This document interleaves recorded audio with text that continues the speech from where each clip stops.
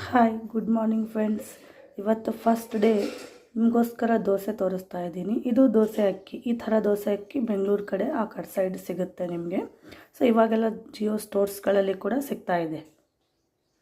ನಾವು ಇದನ್ನು ಬರೀ 1 ಅವರ್ 1 ತಾಸು ನೆನೆ ಇಟ್ಟು ಮತ್ತೆ ಮಿಕ್ಸಿಗೆ ಹಾಕ್ಕೊಂಡು ಸೊ ಸಡನ್ನಾಗಿ ನಾವು ಈ ಥರ ದೋಸೆಗಳನ್ನು ಮಾಡ್ಕೋಬೋದು. ಯಾವ ಥರ ಮಾಡೋದು ಅಂತ ಹೇಳಿದರೆ, ಇದನ್ನು ಡೈರೆಕ್ಟಾಗಿ ಮಿಕ್ಸಿಗೆ ಹಾಕೋದಕ್ಕಿಂತ ಮುಂಚೆ ಇದರಲ್ಲಿ ಸ್ವಲ್ಪ ಮೆಂತ್ಯ ಕಾಳುಗಳನ್ನು ಸೇರಿಸಿ 1 ಅವರ್ ನೆನೆ ಹಾಕಬೇಕು.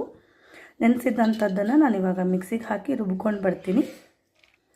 ನೋಡಿದ್ದು ಎಷ್ಟು ಚೆನ್ನಾಗಿ ನೆಂದಿದೆ ಅಂದರೆ, ಸ್ವಲ್ಪ ಈ ಥರ ಹಿಸಿಗ್ಬಿಟ್ರೆ ಸಾಕು. ಸೊ ಓಪನ್ ಆಗಿಬಿಡುತ್ತೆ. ಇಷ್ಟು ನೀಟಾಗಿ ನೆಂದಿದೆ. 1 ಅವರ್ ಸಾಕು ಇದಕ್ಕೆ ಸ್ವಲ್ಪ ನೀರು ಹಾಕಿ ಸೊ ರುಬ್ಕೊಂಬರ್ತೀನಿ. ಇದು ರುಬ್ಬಿದ ಮೇಲೆ ಈ ಥರ ಬರುತ್ತೆ. ಇದಕ್ಕೆ ಬರೀ ಸ್ವಲ್ಪ ಮಟ್ಟಿಗೆ ನಮಗೆ ರುಚಿಗೆ ತಕ್ಕಷ್ಟು ಉಪ್ಪನ್ನು ಸೇರಿಸ್ಕೊಂಡು ಸೊ ಕಲಿಸ್ಕೊಂಡು ಇಟ್ಕೋಬೇಕು. ಮತ್ತು ನಮಗೆ ಎಷ್ಟು ನೀರು ಬೇಕೋ ಅಷ್ಟು ಆ್ಯಡ್ ಮಾಡಿಕೊಂಡು ದೋಸೆ ಹಾಕ್ಕೋಬೇಕು. ನೋಡಿ ಈ ಥರ ಆಗಿದೆ. ಇಷ್ಟು ನಮಗೆ ತಿಕ್ನೆಸ್ ಇದ್ದರೆ ಸಾಕು ದೋಸೆಗೆ. ಇದಕ್ಕೆ ಸ್ವಲ್ಪ ಜೀರಿಗೆನ ಕೂಡ ನಾನು ಸೇರಿಸ್ತಾ ಇದ್ದೀನಿ ಇಲ್ಲಿ. ನಿಮಗೋಸ್ಕರ ನಾನಿವಾಗ ಒಂದು ದೋಸೆನೂ ಕೂಡ ಹಾಕಿ ತೋರಿಸ್ತಾ ಇದ್ದೀನಿ ಯಾವ ಥರ ಬರುತ್ತೆ ಅಂಥೇಳಿ. ಸೊ ಸ್ವಲ್ಪ ಎಣ್ಣೆ ಹಚ್ಚಿ ಈ ಥರ ದೋಸೆ ಹರಡಿಕೊಂಡು ಸ್ವಲ್ಪ ಮಟ್ಟಿಗೆ ಇದನ್ನು ಸ್ಪ್ರೆಡ್ ಮಾಡಿದರೆ ಸಾಕು.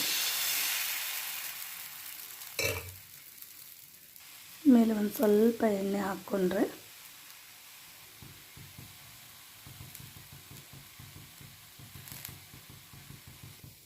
ಇವಾಗ ಇದನ್ನು ತಿರುವಿ ಹಾಕ್ಕೊಂಡು ಈ ಕಡೆನೂ ಕೂಡ ಸ್ವಲ್ಪ ಬೇಯಿಸ್ಕೊಂಡ್ರೆ ಆಯಿತು.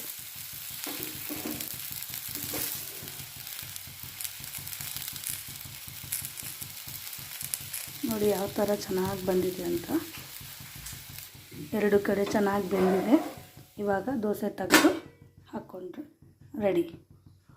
ಇದೇ ರೀತಿ ನೀವು ಕೂಡ 10 ನಿಮಿಷಗಳಲ್ಲಿ ಅಂದರೆ 1 ತಾಸಿನಲ್ಲಿ ನೆನೆ ಹಾಕಿ ಒಂದು 10 ನಿಮಿಷದಲ್ಲಿ ಕೂಡ ಈ ಥರ ದೋಸೆನ ಮಾಡಿಕೊಂಡು ತಿನ್ನಬಹುದು ಚಟ್ನಿ ಜೊತೆ.